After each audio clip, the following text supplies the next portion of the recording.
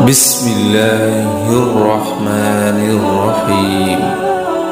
شروع اللہ کے نام سے جو بڑا مہربان نہایت رحم والا ہے۔ السلام علیکم ورحمۃ اللہ وبرکاتہ۔ آج ہم جنت میں ایک محل اور دوزخ سے نجات کے بارے میں پڑھیں گے۔ رسول کریم صلی اللہ علیہ وآلہ وسلم نے فرمایا، جو شخص 10 مرتبہ سورۃ اخلاص پڑھے، اللہ تعالیٰ اس کے واسطے جنت میں ایک گھر بنا دیتے ہیں۔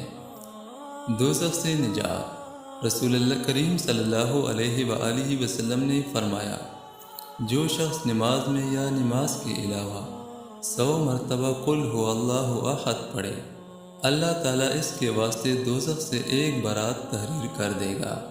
اللہ تعالیٰ اس حدیث پہ عمل کرنے کی توفیق نصیب عطا فرمائے۔ آمین ثم آمین۔